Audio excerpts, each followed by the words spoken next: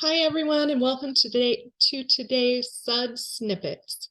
Today's episode is going to be about creating your client list in Suds.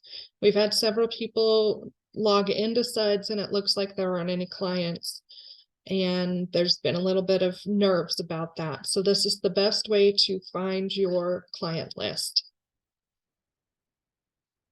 And we've got this, we're on it. So I am going to go ahead and switch my screen from the slides view. I've got a bunch of slides that I will make available after this presentation.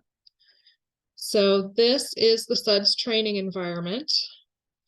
And when you first log into Suds, it tends to start up in the recently viewed square. And if you haven't been in the system before, it looks like there aren't any clients there because you haven't recently viewed anything. It is the list that is pinned as a default, which is also a little intimidating. This pin will allow you to tack any list to the screen so that it's the first list or view you see when you log in. So to get started to see your clients, I think one of the easiest ways to do it is to go into all. Sometimes in all, it can be a little overwhelming, but it's helpful to know which clients are active and which clients are not. The other thing that will immediately happen is normally this search box will tell you whatever you are able to search for beneath this blue bar here. However, it will not let you search by full name or date of birth, which seems a little wonky. It's okay though. Really what this box is doing is it's trying to keep you from in any way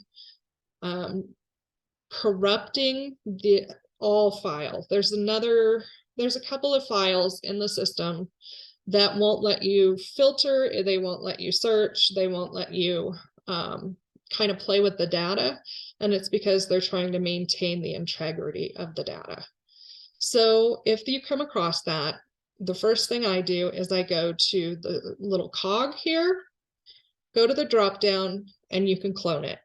I don't know why they called it clones, but that's really the best way to make a copy. And once you create a clone of a file, you can kind of slice and dice it in pretty much all the ways that you'd like to. So go ahead and hit clone. You will change the list name. This is copy of all clients version 3. Now, it's important to know that once you create a list, that is singularly your list. It isn't available to anyone else. No one else can see it. And it won't mess up any of the other lists in the system. These other buttons I've played with and we don't have the access for that. So go ahead and create a copy.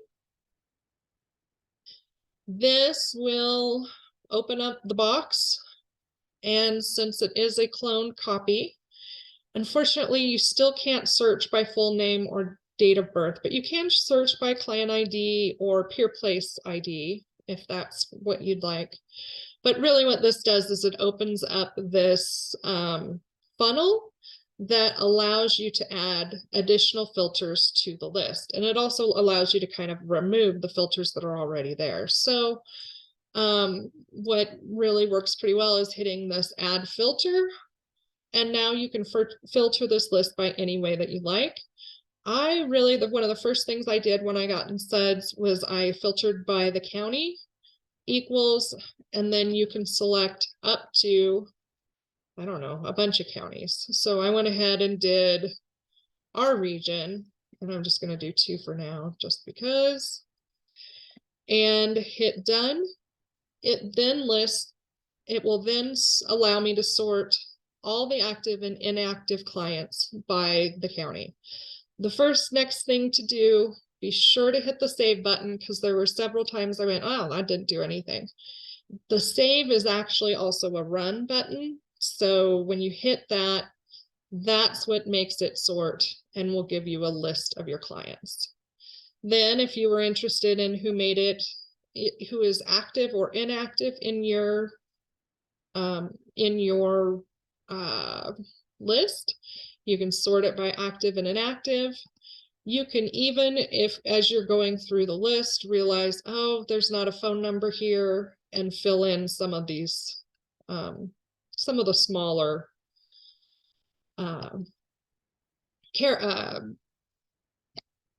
things. So another thing that you can do once you have a cloned list that you can't do otherwise is you can add additional things along the top categories. That's the word. That will let you look at other client information. So you can go to select fields to display, click on it, and now you can have it be sure to show it by county.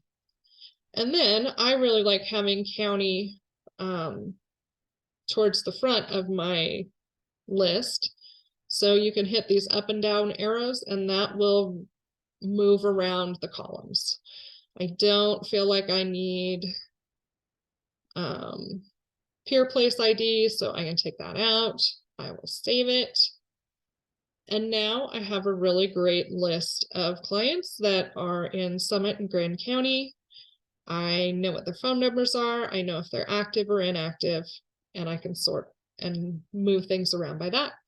And that is pretty much using lists, copy, clones, and moving around columns.